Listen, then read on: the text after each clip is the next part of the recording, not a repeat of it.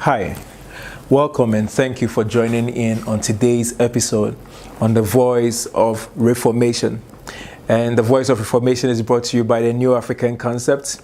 And as always, if you have been following our videos, I am always reminding us of what we stand for as a movement. We are a group and, as it were, a move that is committed to the holistic transformation of nations and the championing of the cause of the African Renaissance. And in this series that we have been talking about the school of values. And we have always maintained the philosophy and the truth that nations are founded on their value systems and not their resources, material gains, or even their geographical location. So values, nations are made or broken by their value systems. And that is why it is so important as we seek to rebuild the strength and glory of Ghana as a nation and Africa as a continent. And so it is important that as you listen to these, you cultivate and build these values in yourself, because change is first personal before it is public. So as we do it on an individual basis, it is going to affect the nation, our families, and society at large. And so thank you for joining in once again. And on today's episode, we are talking about the value of the dignity of labor. We are talking about the value of the dignity of labor. Now, quickly, let us understand this. Every man is born to be involved in some form of work. All of us have been created to engage in some form of labor, because nations are built and established through the creation of wealth. So wealth creation is a necessity for nation building. And how does that come about? It comes about through the system or the fundamental placement of labor of its people in the various sectors that we consider. And so labor is important, inevitable, and necessary. So every man is committed and born to engage in some form of labor. And so if you find yourself in a nation where working and contributing to the national development of that nation is a difficulty for you, or something that you don't want to engage in, then something is wrong somewhere. So while we are doing this, we must understand that the corporate development of every nation is a network of the various labor cross-sections of that nation. So I am doing this, you are doing that. As we all attend to our diversity of labor and work, what happens is that we all contribute and bring our various resources to be able to see to the corporate advancement of our society and nation at large.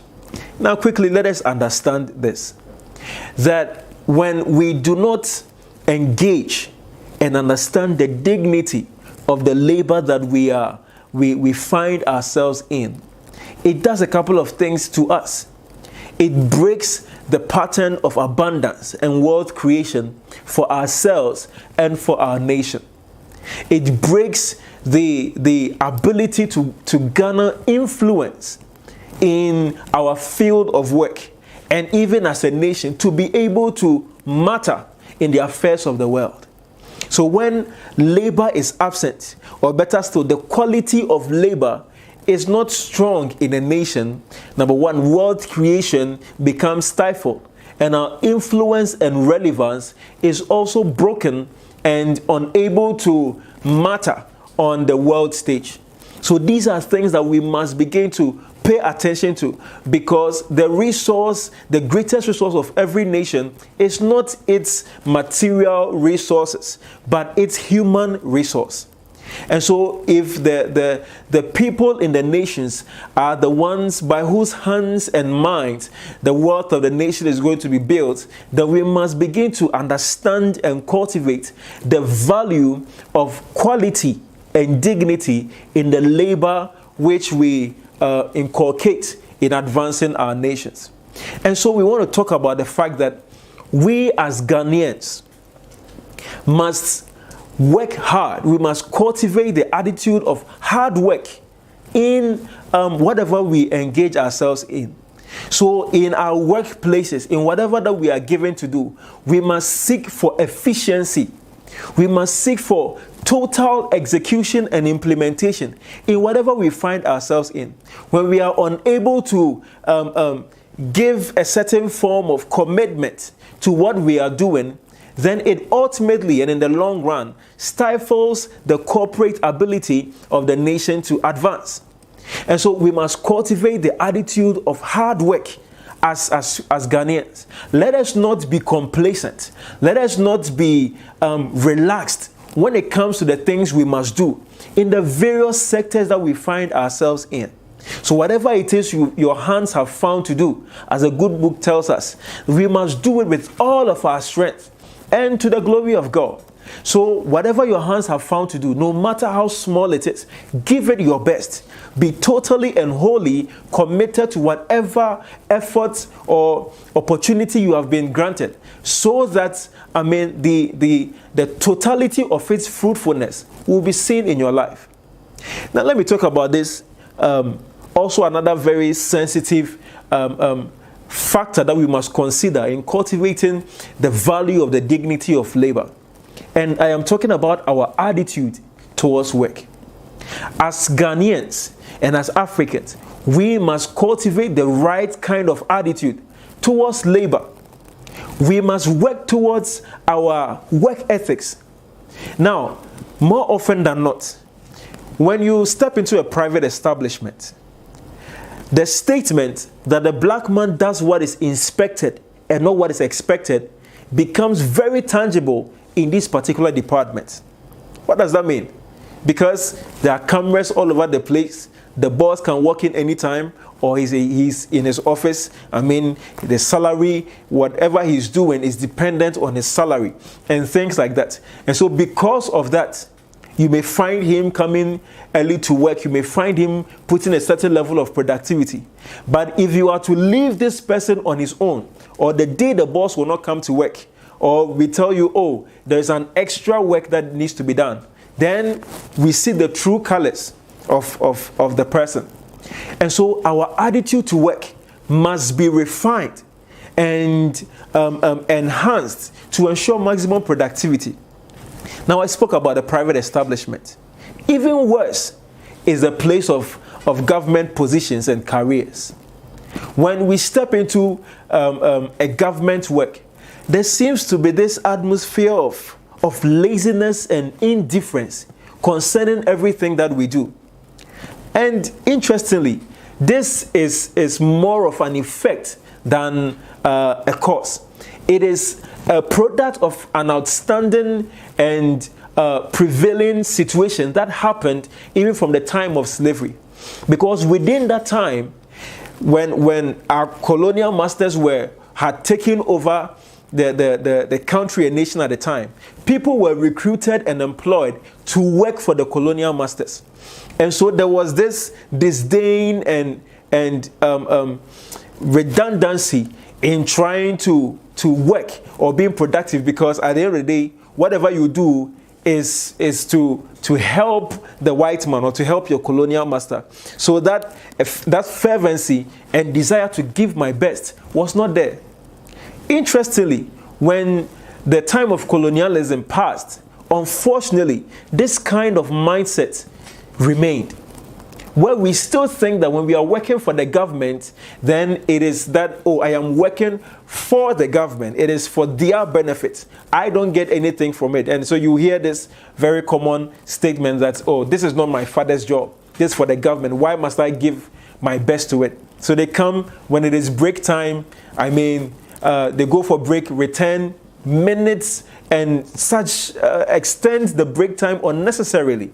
When we are at work, we are not paying our attention, we are not giving our best. When people come in, the kind of services we are supposed to give, we are not giving the right kind of services. Our work ethics are just poor because of the kind of mindset that we have. And so we must begin to reform our thinking and our approach towards work, our attitude towards work.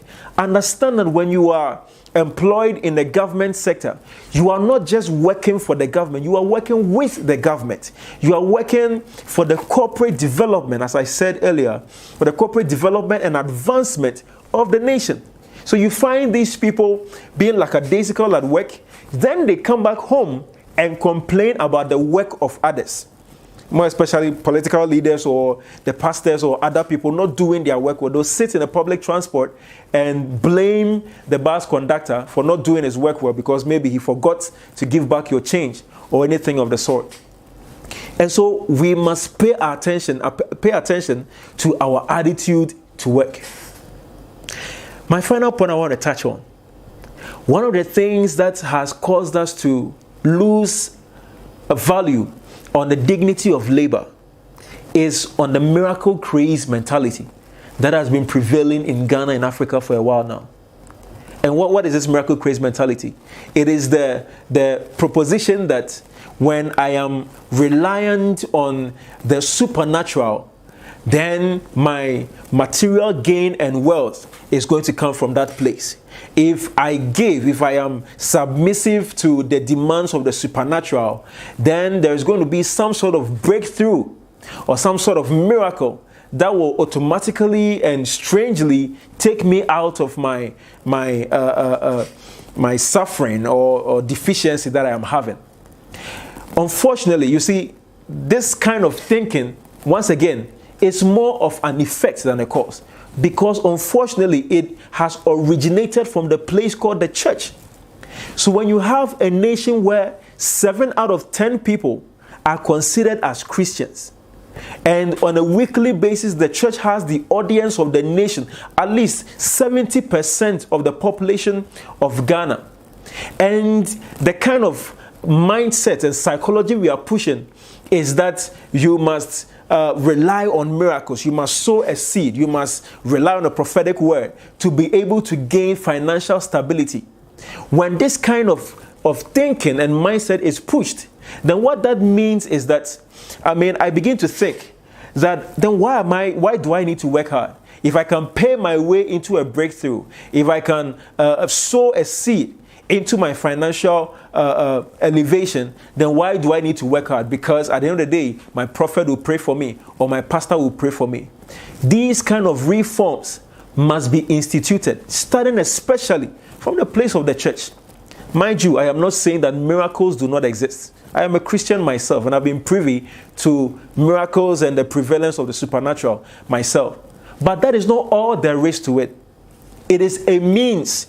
You see, mentalities or miracles are seen or expressed when principles have been exhausted. So these are things we must begin to look at. So we must focus on principles more than we focus on miracles. So these are the things that we must begin to put in place to turn the minds and the perspectives of the people to consider and value the dignity of labor. That we must do quality work to see the right kind of wealth creation and influence and abundance that is needed in our nation and Africa at large. And so, dear viewers, as you listen to me in this day, I charge you that whatever your hands have found to do, do it with all your strength and the quality of mind and all there is. And to our churches and our religious leaders, let us propound this value and teach our people.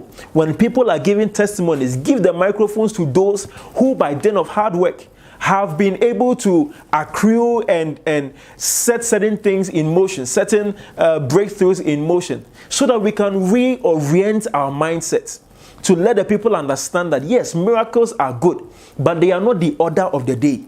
Principles have been put in place so that we can effectively achieve the results of the principles. Miracles are only intermediary interventions when principles have been exhausted. Never forget that. So let us value the dignity of labor. If you want to interact with us more, you want to know more about what we are about and the School of Values, I would highly recommend that you like, follow, and comment on these videos. Make sure you follow us. We'll bring coming your way next week with the next value. God bless you and thank you for joining in on the Voice of Reformation. I believe in Ghana. We at the New African Concept believe in Ghana, and so must you. See you in the next episode.